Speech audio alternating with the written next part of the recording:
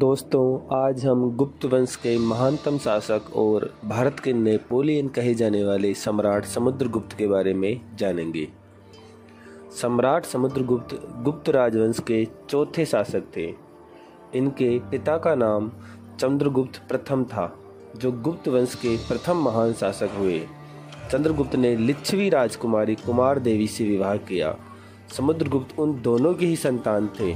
सम्राट चंद्रगुप्त को समुद्रगुप्त के बचपन से ही उनकी योग्यता का एहसास हो गया था, अतः उन्होंने समुद्रगुप्त को अपना उत्तराधिकारी घोषित कर दिया था। इस घोषणा से समुद्रगुप्त के अन्य भाइयों में रोष व्याप्त हो गया था। जैसे ही चंद्रगुप्त प्रथम की मृत्यु हुई तो समुद्रगुप्त और उनके भाइयों में सत्ता के लिए संघर्ष हुआ। इसमें प्रमुख राजकुमार काच या काछा थे। जल्द ही समुद्रगुप्त ने इस संघर्ष का दमन करके राजगद्दी पर अपना आधिपत्य स्थापित किया। समुद्रगुप्त की पत्नी का नाम दत्त देवी था, जिसने समुद्रगुप्त को चंद्रगुप्त द्वितीय एवं रामगुप्त नामक संतानें दी। समुद्रगुप्त के बारे में जानने के लिए दो प्रमुख स्रोत है।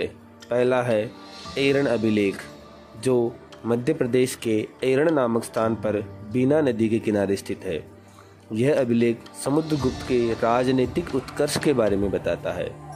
इस अभिलेख में समुद्रगुप्त को देवताओं में कुबेर की तरह धनी, वरुण की तरह दानी, इंद्र की तरह वीर तथा यम की तरह दंड देने वाला बताया गया है। समुद्रगुप्त के बारे में जानकारी प्राप्त करने का दूसरा प्रमुख स्रोत है प्रयाग प्रशस्ति, जो इलाहाबाद में प्रयागराज के किले में रखी गई है।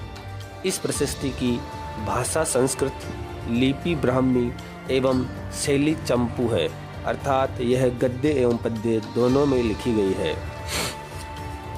इस प्रशस्ति के लेखक हरिसेन एवं निर्देशक तिलक भट्ट थे। इस प्रशस्ति से सम्राट समुद्रगुप्त की विजयों का उल्लेख है। सम्राट समुद्रगुप्त के लिए साम्राज्य विस्तार के लिए समुद्रगुप्त ने अनेक नीतियों का अनुसरण किया। सबसे पहले उसने आर्यावर्त पर आक्रमण किया और आर्यावर्त के 3 राजाओं अच्युत, नागसेन एवं कोतकुलज को पराजित किया। आर्यावर्त के द्वितीय युद्ध में उसने 9 राजाओं को पराजित किया। इस प्रकार इन 12 राजाओं को पराजित कर उनके प्रति प्रसवोद्धरण की नीति अपनाई, अर्थात उन्हें पूरी तरह से नष्ट कर दिया।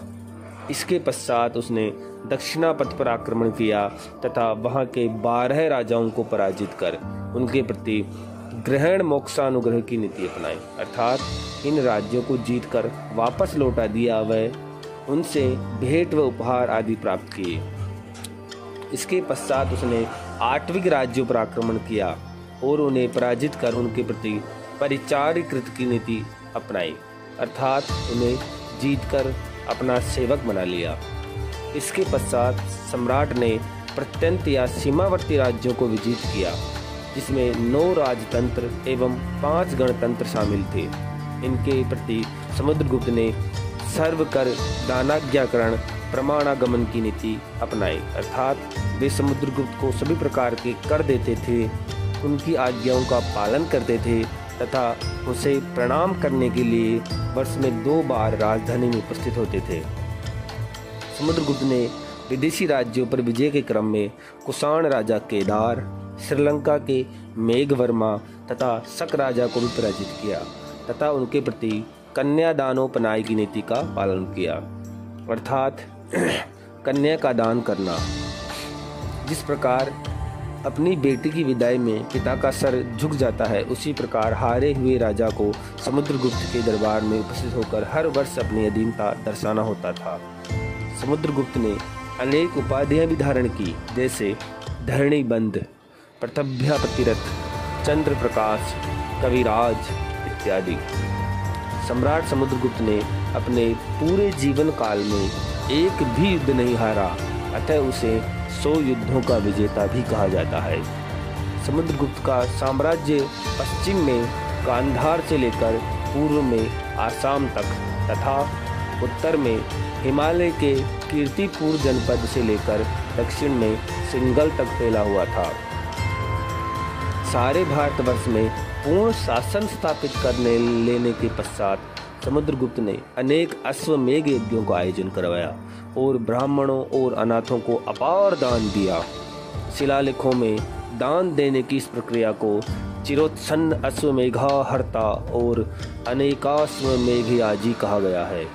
इतिहासकारों का मानना है कि उसके कालखंड में ऐसा कोई भी शासक नहीं था जो उनके सामने युद्ध की चुनौती प्रस्तुत कर सके, इसलिए बी स्मिथ द्वारा उन्हें भारत का नेपोलियन कहा गया है।